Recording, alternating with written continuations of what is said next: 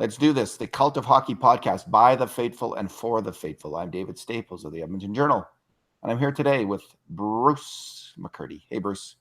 Hey, David. So, Milan Lucic, who I think we've talked about almost every podcast. Yeah. Because his name's been involved in trade rumors ever since he went on Vancouver radio and mused about playing for the Vancouver Canucks. Even before, but especially after that. Started to get people's hopes up, including me. Although there's a large contingent of Oilers fans who really like this player. I listened to Bob Stauffer's Oilers Now show yesterday, and Bob put up a spirited defense of what Lucic means in terms of toughness, and then about 8 callers in a row, it seemed like, phoned in and said, can you imagine him on Calgary? That would be just the absolute worst. Him protecting that Tkachuk, and we'd have to deal with that guy, and Bruce, he's not the only reason the Oilers have been a losing team and a really bad team the last 2 years. Milan Lucic is not the only reason. He's a major reason. And anyone who doesn't see that, like, do I care if he goes to Calgary? Well, yeah. Do I think he's going to help them win? No, I don't know. Like, if you lack toughness, and again, we're just going to cut to the chase on Lucic. This is our keep, hold, or fold series. So what would you do with Milan Lucic? Keep, hold, or fold? Yeah. And fold's a buyout, I guess. Yeah, you can't buy him out. That's the thing. The contract is basically buyout proof. Although, you know what? I did just look it up. And if they were to buy him out now, they would actually save against the cap almost $2.4 million next year. So that would allow them to buy, a decent. But that's just the 1 year, Bruce. But that's just the 1 year, and then the next year it drops to $375,000, which is less than the minimum contract, meaning that you can bring in a $700,000 player to replace him, and you're actually still losing on the exchange. So to me, going forward, that's the case. The buyout's close to a non-starter. If Holland does that, it's because there's just nothing out there, and he just decides that he's got to move on no matter what. But I guess that puts me in the hold camp. You hold and you try and see what you can do and move him. And I guess, I don't know, in a worst case scenario, he just stays on your team. I mean, that's the trouble with these contracts, right? You can't even send him down. Yeah. The one thing I liked about what Stauffer said is apparently his teammates really like him. He's liked in the dressing room. So he's not like a player who's causing trouble in any way. He's just, he stands up for them. He likes them. And, I think if Milan Lucic, let's say Milan Lucic were earning $2 million a year. Oh, no problem. So I think most Oilers fans would think, hey, we got this guy on our fourth line. He's earning $2 million a year. There'd be some debate. Like the pure skill people would still not like him, and the truculence incorporated would really like him. But it would be, I think, more of an even split, and probably leaning towards like, yeah, he's okay. Like, he doesn't really hurt us. He doesn't help us. And he does protect McDavid, and that's a big thing. So, should never cut out that last game in Calgary, eh? Yeah, exactly. David wouldn't be rehabbing this summer. There's something to it. It's not nonsense. Hockey is a tough game, and having big, tough, scary players on your team does make a difference to your team. It's really helpful to your team, especially if they can play a bit. Yeah. If they can play a bit, man, you're just laughing. Like, you're in luck. Now, Lucic I think so. He's a fourth line player right now. I peg his value, and we've been over this. I peg his value at about somewhere between, depending on the term, but if you just sign him on a 1 year deal, if he got $2.5 million, I think he would get between $2.5 million and $3 million a year if a team was to sign him for 1 year on the open market next year. I think that's what Ryan Reeves got in Las Vegas. I think they're very comparable players at this point in their careers, with Lucic having a bit of a glow because you might hope he can do a bit more than that. You're never going to hope that about Ryan Reeves. I don't think Lucic will ever do that. The reason, Bruce, that I want to see him traded is he has sunk the Oilers because of usage. Coaches have played him way too much. He's gotten way too many minutes, way too many choice minutes. 3 years, at least 2 years in a row, maybe even arguably in his first year. They keep putting him on with McDavid and Draisaitl. And the other week on Stauffer, I heard Bob musing again about Lucic playing with Nugent Hopkins or Draisaitl. I just thought Nugent Hopkins and Lucic are terrible together. Like, they're just terrible. It doesn't work at all. Draisaitl and Lucic, I had hopes that would work as late as the start of last season. I was thinking, like, Draisaitl is your Esposito in the slot, and Lucic is your Cashman in the corner. But he just can't win enough pucks and make enough plays with the puck for that ever to happen. And I don't want him, because I just worry that the next coach is going to do this. We're going to go through this same bloody scenario one more time, where we see Milan Lucic on the first or second line for 20, 30 games. You never get those games back. You never get those minutes back where you're wasting it on him. And sorry, that's what you're doing at this point. So if I was assured that he would just be a fourth line player, I'd be more sanguine about him being on the Oilers, even at $6 million per year. Better as a $6 million fourth liner than as a $6 million second liner, eh, David? Yes. Yes. That's an interesting case, but I hear what you're saying. Because that's how you win. Like, I don't care about anything about winning. And the Oilers can find a way, I think, to win with him on your team as a fourth line guy. They can't find a way to win with him as your second line guy earning that amount of money, because he just brings down other players. He's not good enough. So yeah, on a skill line, I tend to agree, and on a grind line, the identity line. He's the flat line, I call him. He does grind, and I give the player credit, for. It's not like he's coasting to me. It's not like he doesn't care. It's not like I got my paycheck and I can take the rest of my career off. That's not the sense I get from watching him play. A lot of the sense I get from watching him play is frustration that he just can't get it done. And his hands are what deserted him first. I mean, people talk about him being slow of foot. Well, a bigger problem is with his hands and bobbling the puck or turning it over just inside his own blue line. That play where you pass it around to the winger. The one thing you expect out of a veteran winger is that puck's got to go out of the zone. And he commits egregious turnovers just inside his own blue line far too frequently for my liking. He's got, if you look at it on the surface, his possession numbers that I know everyone loves, they look good. But for example, our good friends at puckiq.com, they cut to the chase, and his relative numbers, which is how he does relative to teammates, look real good when you look at Corsi, plus 3.5% compared to average Oiler. But when they look at dangerous Fenwick, which is actually quality of shot blended in, he's actually a minus 1.7. That's a huge disparity between just general shot generation and actual dangerous shot generation that shows up on his record, and that's at both ends of the ice, not generating dangerous offensive chances and bleeding a little bit too much on the defensive side of the puck. Yeah. Well, whatever his Corsi, I think there's a lot of randomness even in relative Corsi. There's a certain and I just think anyway. Our scoring chance has been good his whole career. I mean, our scoring he chance is a good possession player.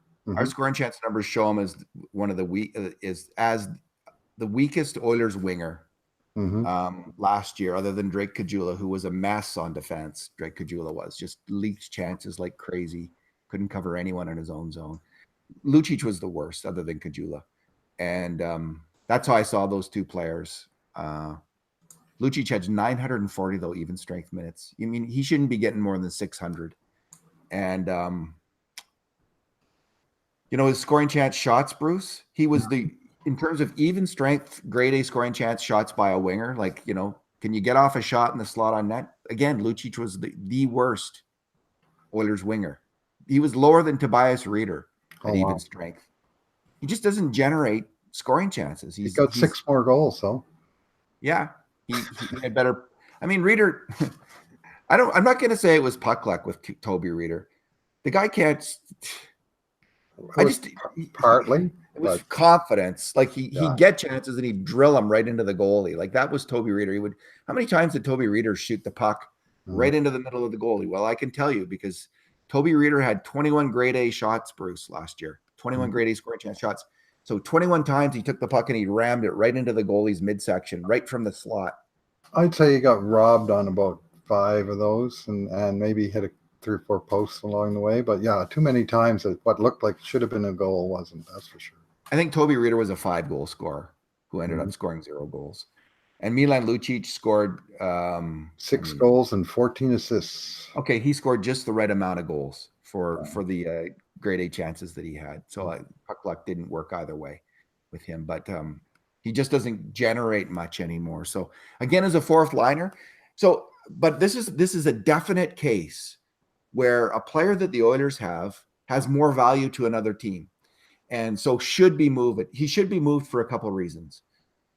If not this season, next season. First of all, the Oilers have got to get rid of that no movement clause by the expansion draft. Yeah. So I think they have, if I'm not mistaken, they have to move him next summer for that to happen.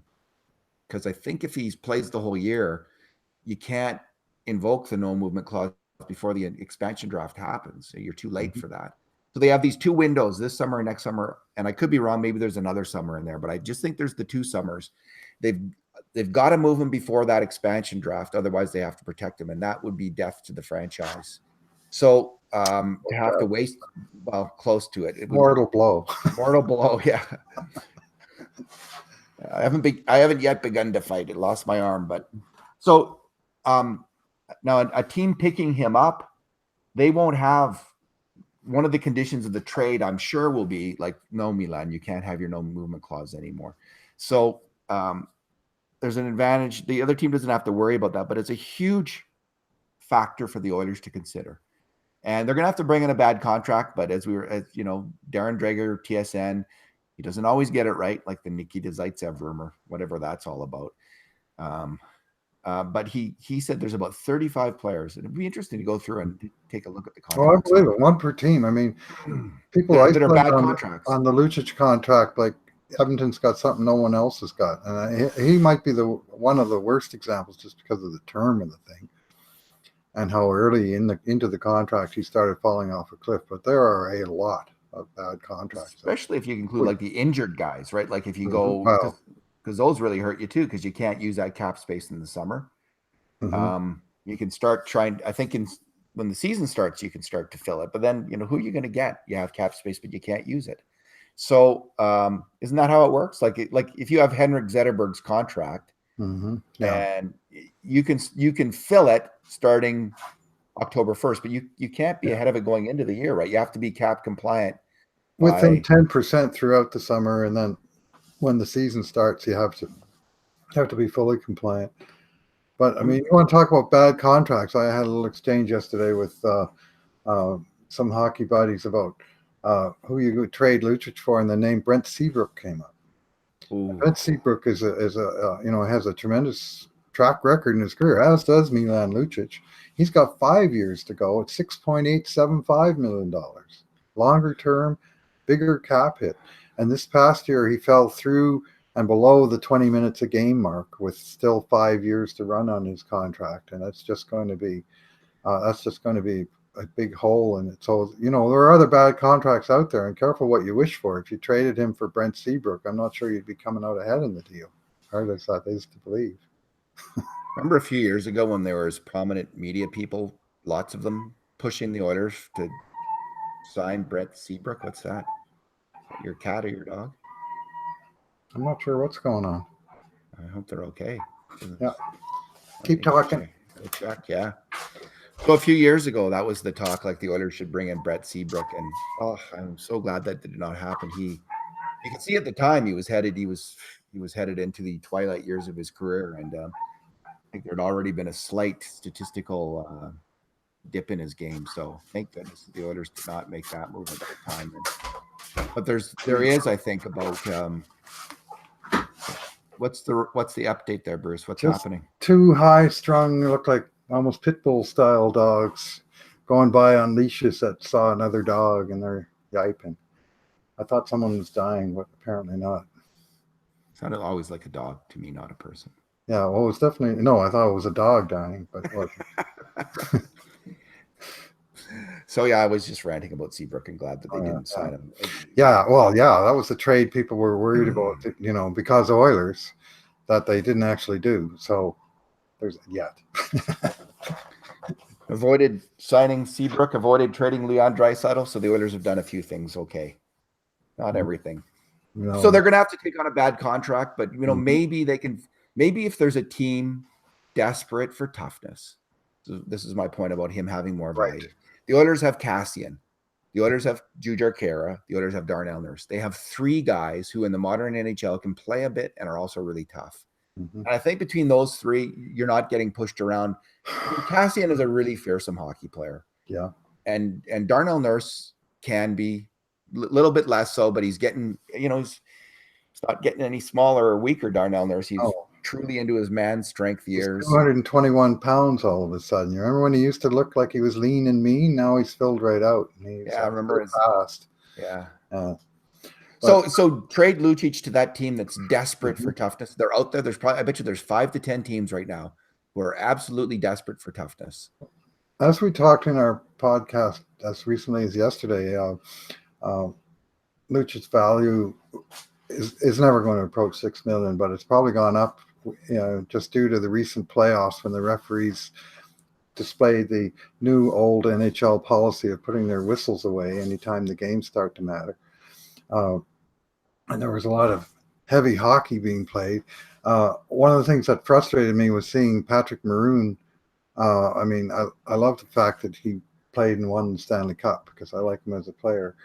But it reminded me that two of Peter Chiarelli's best trades, in fact, two of his few good trades, were in his first year when he got first Zach Kassian and then Patrick Maroon in trades for little acquisition costs and fairly decent. You remember Anaheim even retained $500,000 on Maroon's salary for 2 years. So they had those two guys in the bank, and then that summer he went out and added a third big, heavy winger to the equation in Lucic and locked him up for way more money, way longer term. And as a result of that, when Maroon's contract was about to come up, they had no choice but to get rid of him because they couldn't afford to keep them all by then. They would have been better off to keep Patrick Maroon and not Milan Lucic, or still to never acquire Milan. Which I said definitely at the time. I can't recall what you were saying, but I was definitely saying Maroon's a better hockey player than Lucic. Now, the Oilers, if they had not had Lucic, they might have signed Maroon to like a 4-year deal at like $4 million or something like that. That could well have happened. It'd still be better off than the way it is right now. They would be better off. And Maroon, anyway, like would he have earned $4 million? Like he had a pretty good playoffs. It'll be interesting to see what he gets this summer, and with whom. It will be. He's a Patrick Maroon. He's not. He was a better player than it wasn't close. Like he was better offensively, better defensively. Not nearly as fearsome perhaps, but pretty tough in his own right. So yeah, he's not going to solve your speed problem, and that was one of the reasons they had to move on. They had a redundancy in the heavy winger department. So what the frustrating part to me is that they went out and paid the big money after they had already made 2 bargain acquisitions, and sort of anyway. So many terrible deals. And all of that aside, you know what? I actually like Milan Lucic as a player. I liked him when he was with Boston. I even kind of liked him with LA, other than that time he tripped Laurent Brossoit and the refs all missed the goalie interference and goal was scored. But I understand the style of hockey that he played, and when he was at his best and before his hands deserted him, he was a damn useful player. He'd win a lot of battles. He had the fearsomeness, and he was a guy who could keep up with David Krejci and contribute to that line. And we just have seen the diminishing residue of that player here in Edmonton. Yeah, I don't mind him on the fourth line as long as he just stays there. And Bruce, I think they should have him kill penalties. Like honestly, and I know that's a controversial statement. I can see by your reaction, but listen, he's as fast as Matt Hendricks. He's not a stupid hockey player. I don't think he's a stupid hockey player. He's smart. So, and he's not small. He just needs to get his stick in the right place, work hard, and be willing to block shots. And I think Milan Lucic might be able to do all those things as a penalty killer. He's and be as decent a penalty killer as Benoit Pouliot or Matt Hendricks, and both of them are pretty good. As good as penalty killer as Jujhar Khaira. And then he's out there. Then you don't have to put him on the power play where he's no good anymore. But I think he could. I think he could do the job. One thing about penalty killing, you don't have to handle the puck a whole lot. You do not. Just has to be willing to block shots. And Yeah, well, here's his block shot. He's very consistent, David. This is just since 2013, 22, 23, 22, 20, 25, and 22. Now, that's not a penalty killer's total, but of course he hasn't been killing penalties in all those years. But it's a pretty low number for the number of minutes that he plays. It's not really his game filling the shooting lane. I'd be willing to bet do as a PK. I'd be willing to bet he blocks more shots on the PK. If he, in equal time, he would block twice or three times as many shots as Zach Kassian did. Mm-hmm. So Zach, like the Oilers have a bunch of guys who are no good at killing penalties. I don't think Lucic would be any worse. I think he might be better because it's something for him to hang. Like it's a role that he could do and embrace. And in the latter part of his career, as he's playing out the string, maybe bring value and bring the admiration of the fans, because I think that's what he wants. I think that's what all these players want in some way, is to contribute to winning and have the fans on their side, have the coach on your side, and anything you can do in that regard will help. So I'm all in favor of that for Milan Lucic. My guess is he'd be exposed as a penalty killer, but we have never had the chance to find out. I mean, maybe that's what the preseason is for. If you're going to play all those bloody games, maybe find out a thing or two about some of your players. He could be exposed. I still think yes. I could be wrong. Harvey could get a look on the penalty kill. Maybe he'd get exposed. I don't know, but he's got more of the stick, the quick stick that you like to see. And anyway. I think Puljujärvi would be really good on the PK, and I've never understood. Like even in Bakersfield, when he went down there for 4 games, they didn't use him there. So it makes no sense to me that they didn't use him there at least. And why wouldn't he be good at it? He's huge. He's got huge wingspan. He's got a good stick.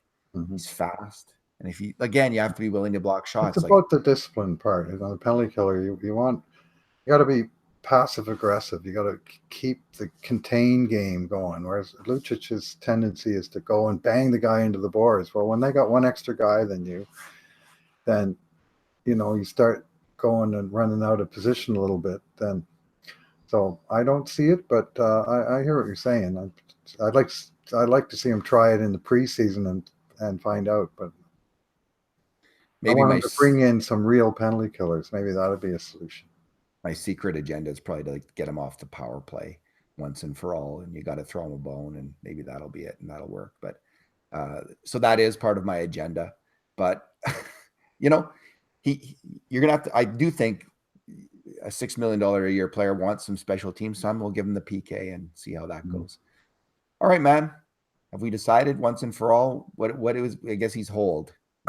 Yeah, and that's with both hands tied behind our back because of that 4 horsemen of the apocalypse contract of his. You can't, the folding is just uneconomical. I think the expansion draft represents a 5th horseman.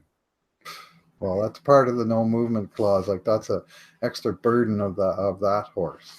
I guess so. You're dragging around the expansion protected list. But we're agreed they must move him this summer. Like one of these, like before that expansion draft, they must move this player. Mm-hmm. So in some ways, it's almost like you're going to either have to buy him out or move him next summer. Mm-hmm. If that's your last chance, if in fact I'm right and that's the last chance, it's one or the other. So the clock's ticking on him in Edmonton, and we'll see where this goes. Yeah, well, you know what? Milan Lucic in Edmonton, I think you could safely compare his 3 years in Edmonton to the 3 years that expensive free agent Mark Messier spent in Vancouver. Remember how sideways that went on them and how quickly? And he'd been such a good player, and they just had to get rid of him because it just wasn't working there at all. And it's parallel, I think, to what we're seeing here. Let me just have a look at what Messier did in Vancouver. Lost. Yeah. Well, he was still almost a point a game player. Like he's a 0.7, 0.8 player per game player. So I think that it's worse than that, Bruce, would be my. Ask a Canucks fan about that, but sure. Yeah, but so anyway, Canucks fans The are same thing. unreliable. That expectations were here, performance was there. Okay, You know, fair enough. In terms of expectation, the gap may have been as wide. I'll give you that, but the performance was a lot better overall. He got, for like in his first year, he got 60 points in 82 games, and in his last year, he got 54 points in 66 games. So, but he was not the leader. He was not the Messiah anymore. He was that was the issue. They brought him in. They gave him the C and just said, "Have at it, lead us out of the wilderness." Did he have conflict with Pavel Bure? I can't remember all the details. I just remember Vancouver fans were pretty choked after he'd spent all those years beating them as an Oiler. They never won a cup in Vancouver, have they, Bruce? Nope. And the clock's ticking on them next. Now St. Louis has got one. And so the Canucks and the Sabres, both 1970 expansion teams, neither one has ever won a cup. So they're at the top of the list of longest time around that have never won. And of course, Toronto is leading the league in terms of longest time consecutive years without winning one, now at 51 seasons. They've got some good young forwards in Vancouver, that's for sure, but they desperately need the best defenseman in Vancouver plays junior hockey, put it that way. Quinn Hughes is going to be their best defenseman. Oh, that's true. I forgot about Quinn Hughes. Maybe he will be a good player. Mm-hmm. Could well be. All right. Thanks, Bruce. Thanks for talking. All right. Thanks for listening, everyone.